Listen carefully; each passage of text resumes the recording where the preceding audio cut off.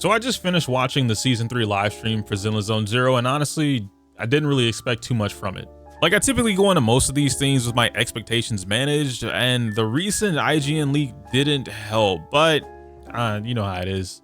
You hope for something cool, they show you 3 things, you might shrug your shoulders at it or get super hyped. Then the community starts talking about what's happening in the next patch. Thankfully, that is not what happened here. Season 3 looks like an incredible fresh start for new players and the start of a great comeback for us veterans. I'm still catching up on the story, so I'm not familiar with everything that's happened here, but what I do know is that they are doing a lot this patch. New characters, a new world, new game modes, quality of life changes I've been begging for, and they're finally launching Zenless Zone Zero on Steam June 17th, which coincidentally is the same day that Season 3 launches. If there was ever a time for people to jump into the game or come back to the game, it's right now, baby. So let's break everything down. I'm gonna give you my honest opinions about everything, what to expect before and during this upcoming patch, and at the end, I'll wrap everything up with a full verdict on where Season 3 lands for me. Let's talk about everything Season 3 is changing in Zenless Zone Zero.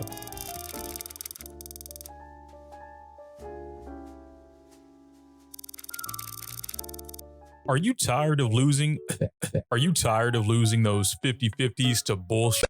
Well, don't worry, big dog, I got just the deal. Let me show you a popular website that helps gamers buy more for less. Nani? Not only can you score games for less, but they've also gotten a partnered top-up services, meaning you can buy your pulls cheaper too. Oh, that's nice. On top of that, Aniba offers something else I haven't seen any other site do: a 10% cash back with each purchase.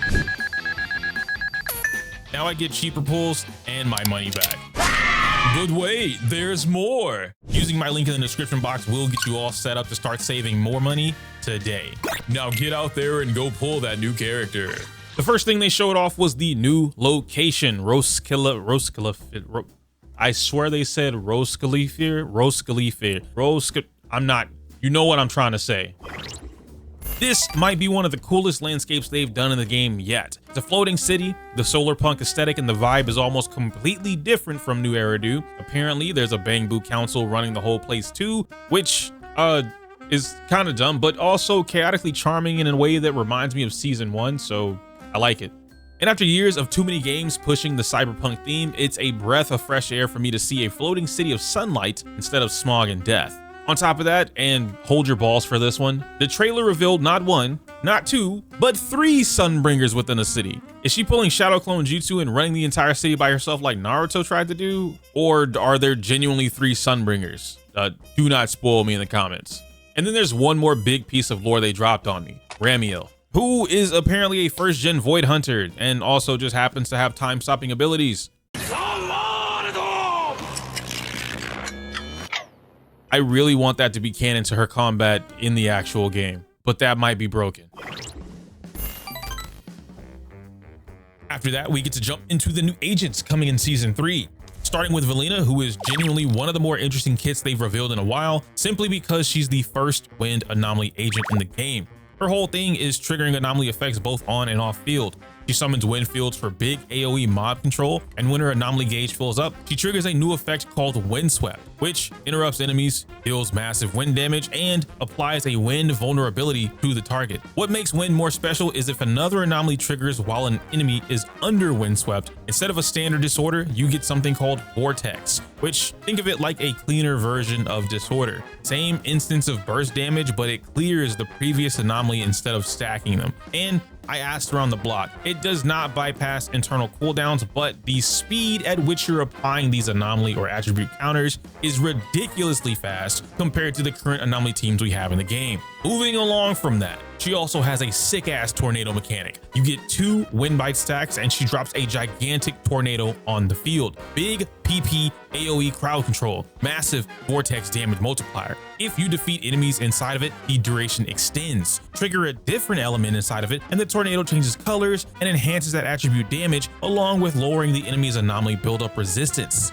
I believe they're calling this effect Contamination. They're trying so hard to be cool with these names, but I kind of dig it. They also showed off a skill where her hold basic attack exits her off field automatically while another gigantic tornado hits the enemy and triggers a quick assist. If I'm not mistaken, this is a backwards quick assist, so you'll want to configure your teams a specific kind of way. That move or that effect is called Wind Bloom.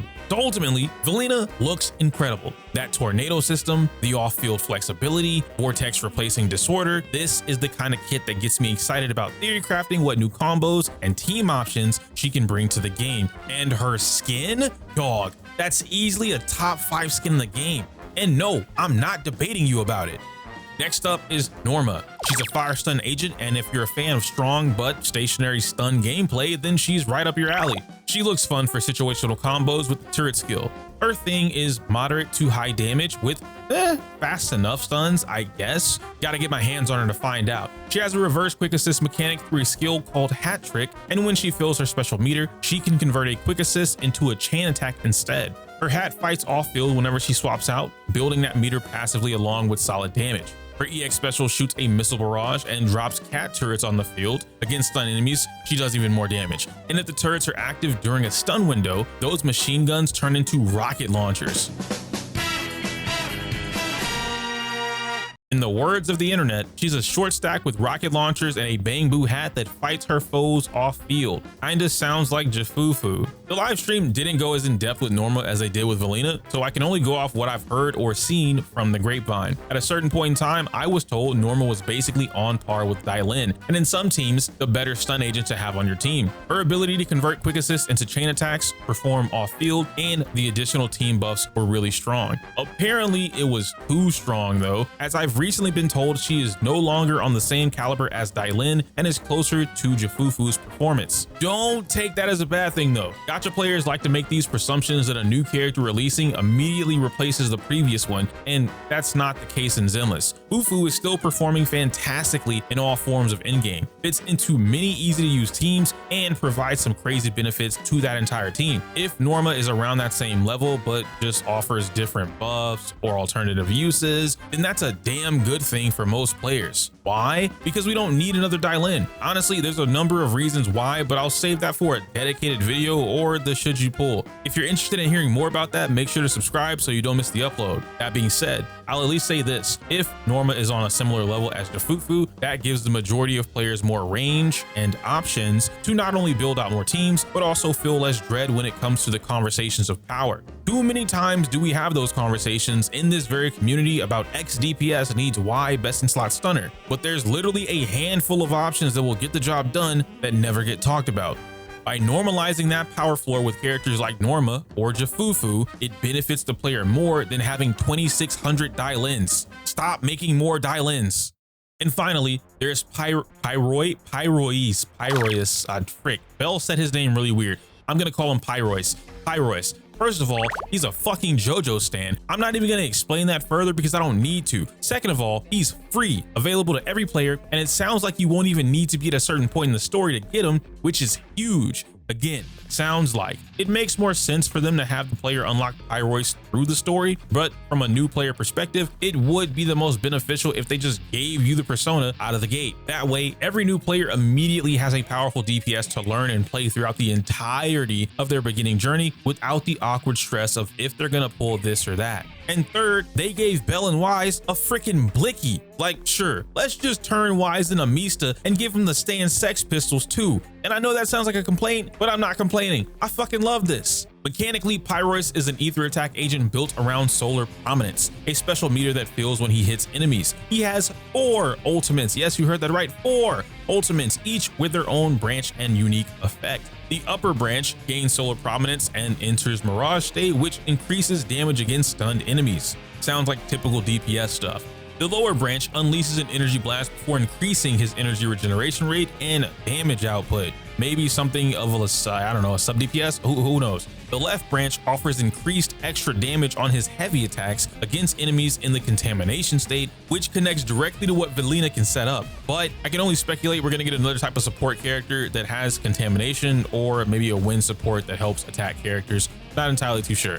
Then finally, we have the right branch, which is straight up just totalized with a plus effect on top of it. He charges up, deals a massive one-shot damage to stun enemies based on how much stun bar they have left, and pretty much nukes everything on the field, or I guess nukes the stunned enemy on the field.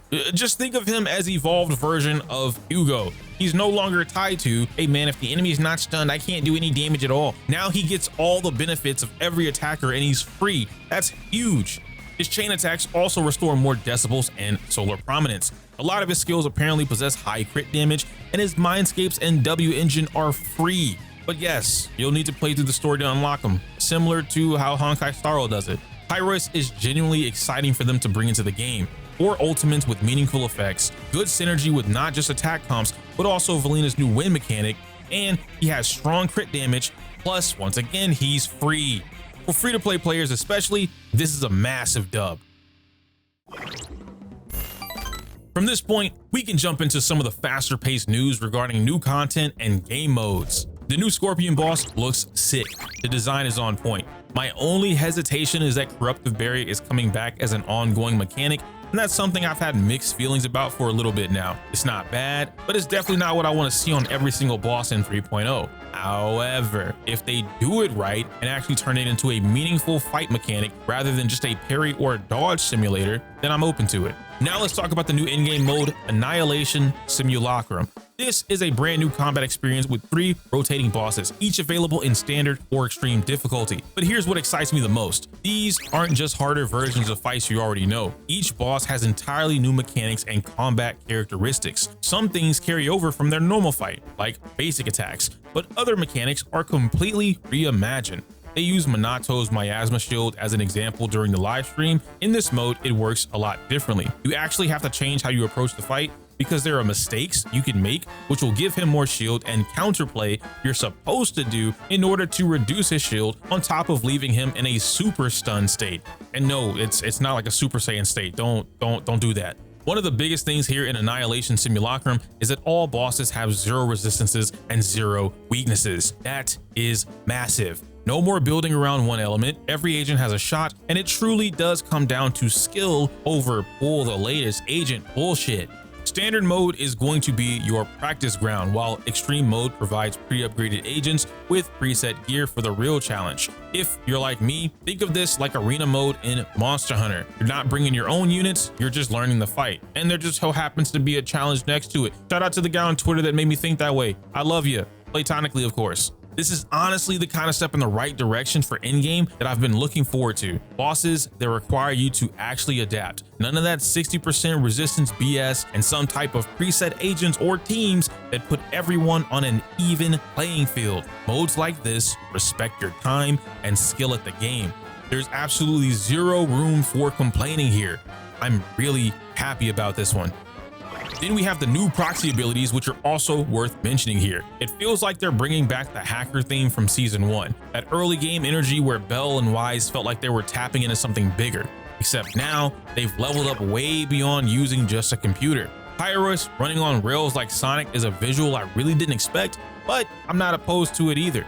Whether they push that concept further the way that Wuthering Waves did with their rail grinding in version 2 remains to be seen, but I'm kind of curious where it's gonna go. Character episode content seems to be coming back, this time featuring Norma. For me, this might be exactly what I was missing compared to the agent story tapes from season 1. Getting dedicated narrative time with individual characters in that format matters to me a lot. It's where I feel like a lot of the best character writing happens.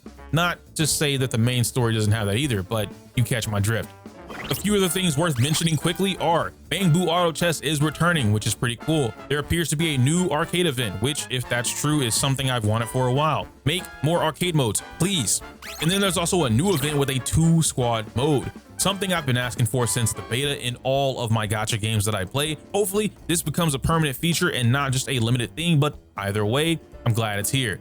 I really hope that when this comes out, it's not a super short event that can be done in 10 minutes. This is a game mode they should definitely provide a lot of replayability for. After that, we have the quality of life changes in this patch, which are pretty damn cool. The new UI now lets you see which substats are effective for your build, which ones you should focus on, and which ones are essentially wasted. That alone is going to help a lot of players build better accounts without needing to go to a spreadsheet. And yes, I've already done this in the CE server, and it is really cool, and confirm. You're also adding gameplay demonstrations for events and game modes, plus detailed and simplified breakdowns in character profiles, skill descriptions, and in-game combat modes. For newer players especially, this is a big deal. No more Yu-Gi-Oh cards worth of text for a single action. Ray Tracing and DLSS support are coming to the game, which means significantly better visual quality and smoother performance for players on new-gen consoles and up-to-date PCs. That's a real upgrade. And the headline for new players, Zenless Zone Zero officially launches on Steam June 17th. I don't know why I did that. Anyway, all of this just so happens to be the same day that Season 3 drops. If you've been waiting for an excuse to try it on PC through Steam, there is your shot. On top of that, 20 free pulls out of the gate before the real anniversary even gets here. That's a solid amount to start with and save your pulls. Or spend them if you're a gambler. Most of you guys are gambling anyway, it doesn't matter. Finally, the banner lineup for Season 3 is going to be Valina and Yeshun Guang on the first wave, then Norma and Suna on the second. The next video I release will be my Should You Pull video. If you're watching this in the future, there should be a link in the upper right corner of the screen, but if you're watching this on time, then just subscribe and turn notifications on. Give me a couple days and it'll be here. All right, so EO, what are your final thoughts on Season 3? Like the wrap up of everything. Don't worry, I got you. Why did I speed that up when I said it? Guys, it's like midnight, bro. Season 3 is genuinely one of the more loaded patches this game has had. Roscaelifer and the Bangbu Council immediately captured my attention as a location. It has this weird, charming energy that made Season 1 feel special. Valina is a standout kit, probably the most mechanically interesting of the bunch, and her skin is legitimately one of the best in the game. Norma looks like solid fun, but I low-key might skip her. Honestly, just don't think I need another stun agent, let alone a fire one on my main account. Pyrois being free is a big deal, and that 4 ultimate system with the JoJo stand energy is just chef's kiss. Annihilation Simulacrum is an in-game shakeup I've been waiting for. No resistances, no weaknesses, bosses that require you to actually adapt your approach, and custom trial agents to get creative with. Sign me the f up. That's a good way to make me believe they're focusing on combat this season like they said. The 2-squad event mode is also something I'm excited to see in action. I'm crossing my fingers that it doesn't disappear after 2 weeks, but this is a gacha game. The quality of life changes are good. The stat readability improvements are overdue, and DLSS plus ray tracing support is a real upgrade for the people who've been waiting on it. Yay! Another game I play frequently that's gonna blow my PC up. The Steam launch on June 17th alongside Season 3 with 20 free pulls. Huge moment for new players or mobile-only players to jump into the land of PC. If you've had people asking you whether now is a good time to start, the answer is genuinely yes. My only hesitation throughout all of this is the corruptive barrier or miasmic shield continuing as a theme. I want to see them actually do something interesting with it mechanically instead of just using it as a cop-out. Other than that, Season 3 is looking closer to exactly what the game needed. I'll have early access content dropping closer to the release of Season 3, so make sure you subscribe so you don't miss it. Anyway, I can't say my usual outro because it's inappropriate for YouTube. Like the video, comment, subscribe. Smell you later.